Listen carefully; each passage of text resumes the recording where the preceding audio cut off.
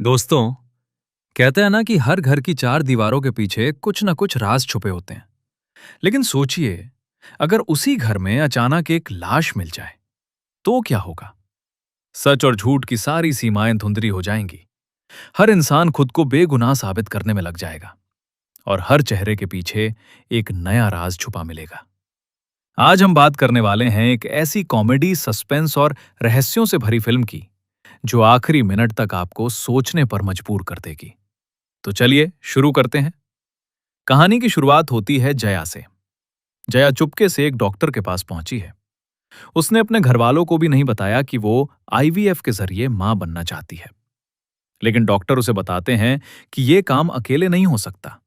पति का साथ भी जरूरी है और खर्च भी करीब 5 लाख रुपए आएगा। ये सुनकर जया पूरी तरह हैरान रह जाती है।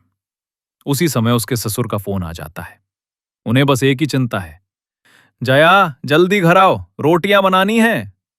और दोस्तों, यही है जया की जिंदगी। एक ऐसी बहू जो दिन रात बस घर के कामों में लगी रहती है। उसके 3 देवर हैं और मजेदार बात यह कि तीनों एक जैसे दिखते हैं और हर वक्त भूखे रहते हैं। दूसरी तरफ है जया की मां रेखा। रेखा एक वाइन शॉप में काम करती है और अकेलेपन से लड़ रही है। उसकी दोनों बेटियां उससे दूर हैं और यही बात उसे अंदर ही अंदर खाए जा रही है। और तीसरी तरफ है सुषमा, रेखा की छोटी बेटी। उसका सपना है सोशल मीडिया स्टार बनना, लेकिन वायरल होने के बजाय उसे सिर्फ ट्रोलिंग और नेगेटिव कमेंट्स मिलते हैं। अब एक रात जया अपनी बहन सुषमा का लाइव वीडियो देखती है और उस वीडियो में उसके साथ मौजूद होता है मानस, जो कोई और नहीं बल्कि जया का पति है। यह देखकर जया को बिल्कुल अच्छा नहीं लगता।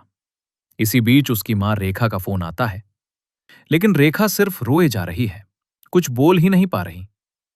आखिरकार वो दोनों बेटियों को कॉन्फ्रेंस कॉल पर लाने को कहती है। दोनों बेटियां सोचती हैं कि शायद मां फिर कोई ड्रामा कर रही है, लेकिन अगले ही पल रेखा जो बात बताती है उसे सुनकर दोनों के होश उड़ जाते हैं। वो कहती है, गुप्ता जी मर गए हैं। पहले तो दोनों ज्यादा रिएक्ट नहीं करती, लेकिन जब रेखा बताती है कि उनकी मौत मेरे घर में हुई है, तब माहौल पूरी तरह बदल जाता है। अब कहानी हमें फ्लैशबैक में ले जाती है, जब रेखा नई नई बहू बनकर आदर्श कॉलोनी में आई थी। पूरा मोहल्ला उसे देखकर हैरान था। कारण, उसने स्लीवलेस ब्लाउज पहन रखा था और उस कॉलोनी में यह किसी क्रांति से कम नहीं था। लोग उसे ऐसे देखते थे जैसे कोई एलियन आ गया हो। इसी कॉलोनी में रहते थे गुप्ता जी, एक पहलवान किस्म के आदमी जो हमेशा रेखा पर नजर रखते थे। फिर एक दिन बिजली के हादसे में रेखा के पति सुकुमार और उसकी सास दोनों की मौत हो जाती है। उसी समय पता चलता है कि सुकुमार ने गुप्ता जी से काफी कर्ज लिया हुआ था और घर भी गिरवी रखा था। लेकिन गुप्ता जी ने उस समय इंसानियत दिखाते हुए घर नहीं छीना। अब वापस वर्तमान में आते हैं। जया और सुषमा अपनी मां के घर पहुंच चुकी हैं और वहां कमरे के अंदर गुप्ता जी की लाश पड़ी है। दोनों जानना चाहती हैं कि आखिर हुआ क्या था। रेखा बताती है कि उसने गुप्ता जी को 3 पत्ती खेलने के बहाने घर बुलाया था, लेकिन घर आते ही उन्होंने उसके साथ बदतमीजी शुरू कर दी। खुद को बचाने की कोशिश में रेखा ने उन्हें धक्का दिया और वे गिर पड़े। अब तीनों फैसला करती हैं कि रात होने पर लाश को ठिकाने लगा दिया जाएगा। लेकिन दोस्तों, यहीं आता है पहला बड़ा ट्विस्ट। जब वे लाश को उठाने की कोशिश करती हैं, अचानक गुप्ता जी हिलने लगते हैं। जी हां, वो मरे नहीं थे, बस बेहोश थे। अब मुसीबत और बढ़ चुकी थी, क्योंकि लाश छुपाना आसान है, लेकिन जिंदा आदमी को कैसे छुपाओगे? धीरे धीरे कई राज खुलते हैं। पता चलता है कि रेखा ने वाइन शॉप से कुछ पैसे चुराए थे। गुप्ता जी ने उसे देख लिया था और शायद उसी वजह से वो सब हुआ।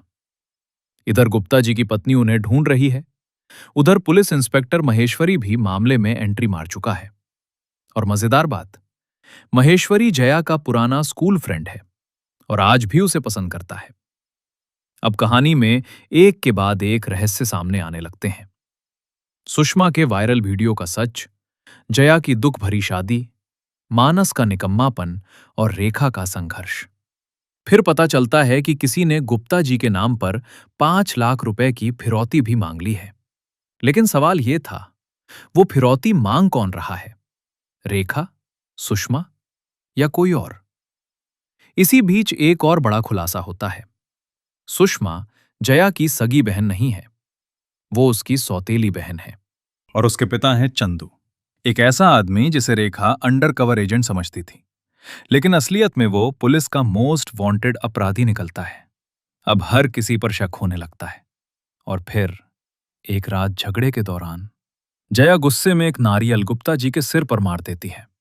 इस बार सच में लगता है कि गुप्ता जी मर गए, लेकिन अगली सुबह फिर एक ट्विस्ट, गुप्ता जी जिंदा निकलते हैं। हालांकि उन्हें याददाश्त की समस्या हो जाती है, लेकिन बाद में पता चलता है कि वे सिर्फ नाटक कर रहे थे।